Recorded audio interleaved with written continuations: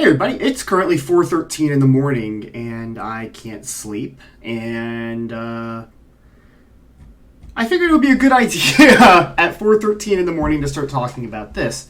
Kind of getting some more information on the new god they're going to be releasing on Wednesday. Current code is Depthsy, but everyone's pretty sure it's going to be Cthulhu. So I wanted to talk a little bit about it, and it's just because I think it's a kind of cool. If you're going to include Arthur and Merlin, who were very blatantly not worshipped, they're only in stories, and no one's ever worshipped them, and they weren't involved in stories about the gods, like say like Medusa or Arachne. Like I said, they're intertwined with various gods in Greek mythology. So I think that's a different story altogether. Then, if you're going to start including really cool fictional characters of like mythological proportions, yeah, Cthulhu is a really good fit. I was a little surprised they were able to get the rights to use Cthulhu, but from what I could research and gather, Cthulhu himself is in the public domain.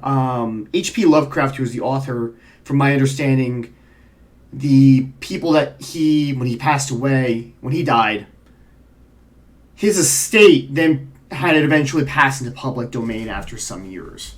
So legally, not a problem on that front. Certain stories, however, are still owned works. So there's only certain things they can pull from with the whole mythos. I don't know how much of that's really going to matter for this god. So I kind of wanted to talk about it because I am a rather fan of the mythos and the lore, so maybe help a little bit about what this might all mean for this character. And I'm just going to pull up the Cthulhu H.P. Lovecraft wiki page. H.P. Lovecraft is the original author of Call of Cthulhu. The first thing I'm just going to bring up, there are 26 different pronunciations of his name. There's a lot. And I think the biggest thing to understand with these outer gods of the Lovecraft mythos is that they're not meant to be comprehensible to humans. Sort of like if you were to take an ant and force knowledge of the earth outside of its colony, and of human society and what humans do and that humans exist, their brains are just not designed to handle it. Or it's like trying to explain to humans colors that butterflies see, because we have 3 color receptors, red, green, and blue, and every color you see is comprised of those. Butterflies have an additional 2 color receptors, so they have 5. So there's this whole spectrum of colors from those 2 receptors we cannot process or comprehend. So these outer gods, these great old ones, are of that same exact ilk. And in these stories, if you ever go into them, just the revelation that they exist drives people mad. That we as humans are insignificant to most of these outer gods. The name does vary. I'm just going to refer to them as outer gods because it's the fastest. They do vary. Some of them are various priests, whatever. That's not the point. Just to head that off in the comments. But we as humans we are to them as ants are to us. We will step on them, not because we're malicious. There are some cases of that, both in humans and of these outer gods, but it's just we don't recognize they exist. They don't matter to us. They're nothings.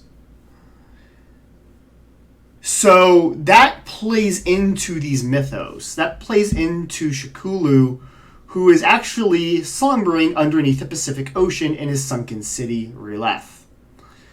So that's where he is. And I think that's one of the big questions I think that we're going to find out is, where is Cthulhu? Is he on the battleground? As we go through it, I'm just going to say I'm not sure. So that's what you have to realize. Cthulhu is basically invincible.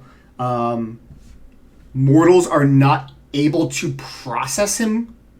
And if you were to see his true form, it would drive you mad as a human. And I know it's kind of a little silly to talk about the mythos of like, oh, how does it affect you as a human, me talking to you? But I think it does play into the gods created by mortals within this logic.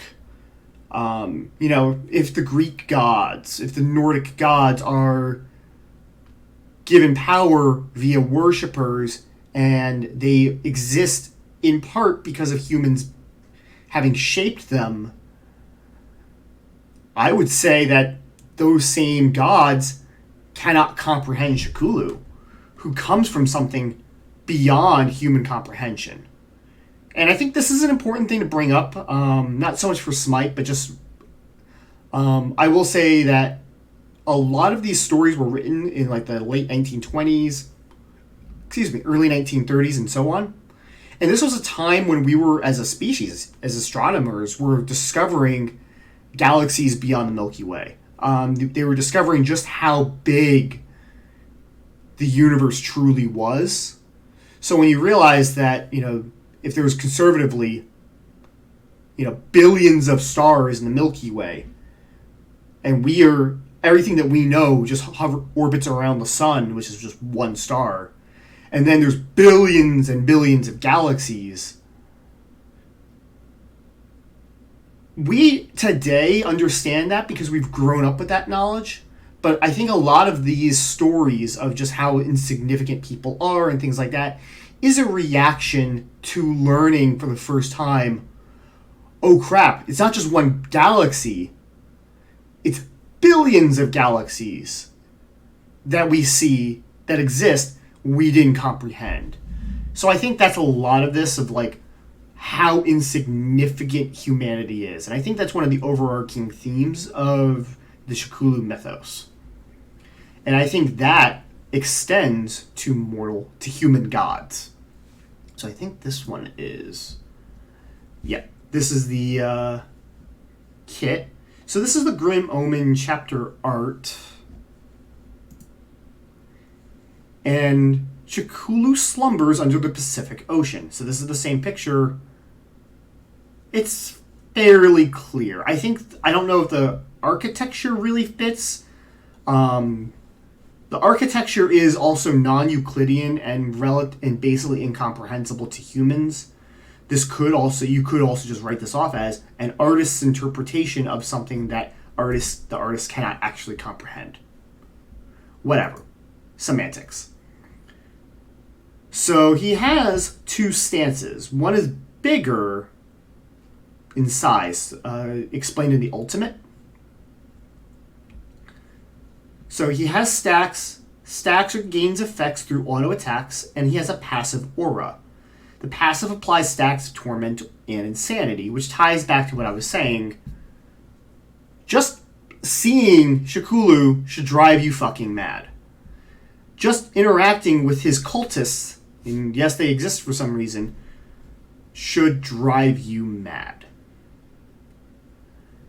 Says Depsy has two abilities. I don't think it's stances, but related to some kind of evolution. Ability 1A, projectile debuffs enemies targeted with particle effect. Has a different effect depending on the stacks from passive or the state. So it sounds like to me this is like his kind of wave clear, like this ability that can pass through minions, hits gods. And it has an effect if someone has been driven insane. What does that mean? I don't know. It could be, I think it would be a cool idea of maybe this causes them to tremble as they shake a bit under his power. But this turns into a full-blown fear if their insanity is too high. They can no longer stand it. They're insane, and they turn and flee. I think that would be a cool effect. I don't know, but that makes sense. Projectile. This ability is upgraded version of AO1 with a special effect. It seems to spawn claws, or the projectiles are now claws. There is a targeter pointing in 3 directions, and the projectiles should be fired at the same time. So what's not clear, we don't know if the ultimate triggers this state, but I do have a theory, and I think this is what happens during his ultimate. We'll see if I change my mind on this theory mid-video. You know this, 0 production value. Okay, so ability A2. This ability is a toggle. You can activate or deactivate it. Deployable to spawn and fires and pulses. The deployable seems to come from a sky or a portal. It's probably a portal, since it says portal and landing effects. Distance of the pulse is 200 units, which is really big, and auto is 55. It applies a debuff and a heavy debuff. There is an AoE effect, probably for the debuff for the pulse traveling around. AoE is large and small, pulse impact. Ability seems to have 2 different versions, one purple and one red. Could be an interface indicator. This ability is a channeling ability. Channeling meaning like Anubis 1, and it can be cancelled. So that's interesting if it's a deployable, because my theory is that he is spawning one of a couple of things. Where is my other? Seriously? Okay. I think it could be a star spawn, which is essentially the spawn of Cthulhu, which would make sense. This is from the board game Arkham Horror. These are essentially mini Cthulhus, so they should have a similar effect. He could be spawning deep ones, who are basically fish people, and for whatever reason they have fish hybrids, and they are some of the worshippers of Cthulhu in the mythos. They live under the oceans, and they are worshippers of Cthulhu, so it would make sense that he would deploy worshippers. Or it could be the Migo, which are basically these insect buzzing things that live out beyond the solar system. So yeah, it could be one of those things, and I think it would make a lot of sense for Cthulhu to bring those onto the battlefield. Ability 3. This ability is a charge one. May need to build up or charge before you... Also, the second half of it seems like it's just a stronger version of the first. It may need to build up a charge before you can shoot it. It also can be canceled with the right mouse. Whatever this is, it seems to be rolling. The ability it had in earlier patches, a projectile, and it says it fires ammunition. So I think you shoot something that rolls. Other theory is that it's you who rolls, but that should be less probable. Left and right direction to roll. There is a knockback. The distance is 10 units and 800 speed.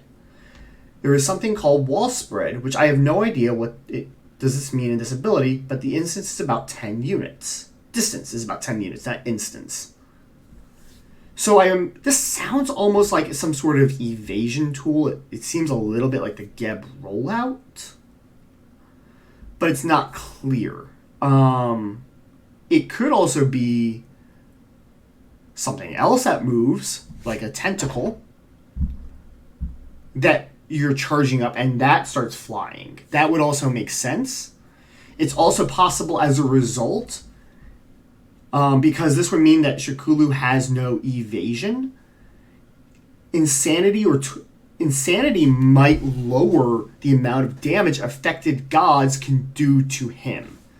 So it might be something where it's basically like stacks of mitigation, where he becomes harder to kill because you're not able to fight him.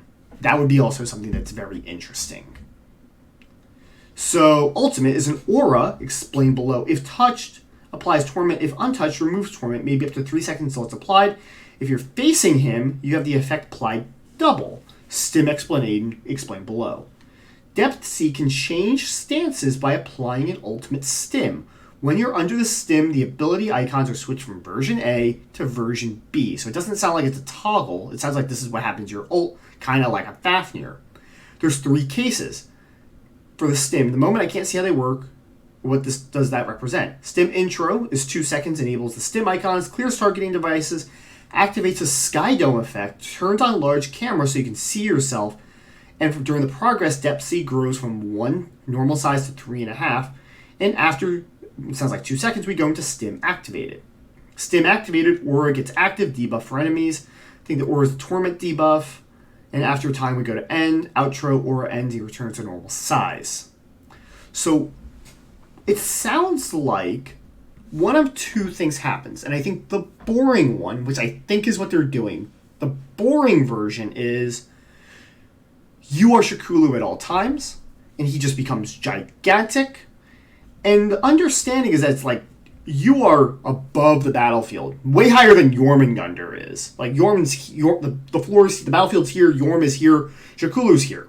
Like you are towering over the field, showing your true power. And then all your abilities are supercharged. The area where you spawn, where you decided to ult, that becomes this field of torment that's applying these stacks, and you're basically just wreaking havoc. What I think might be more interesting is if you are not playing Cthulhu. Cthulhu is still sleeping in R'lyeh. All of this, you are playing as a priest of Cthulhu. You are a humanoid priest. And so this is, I have one piece, actually. I take that back. I have one piece of evidence for this. And it could be wrong. If you're a priest, so you're human, and Cthulhu's powers are so vast that just being a worshipper of Cthulhu's is enough to make you fight on par with mortal gods. And the ultimate is him briefly awakening. It could be something where Cthulhu takes the priest and he ascends.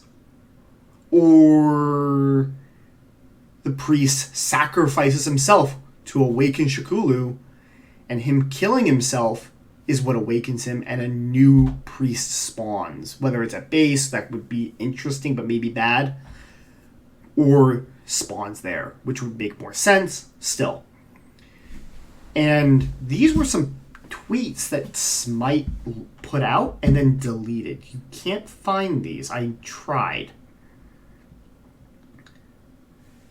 So it says, "You're a fool if you think this prison can hold him. Abandon your gods. Commit your hearts to his unfathomable power. For all you know will perish." You know, it's them learning this Zalago thing and whatever. But this is a little more interesting. This looks like a person.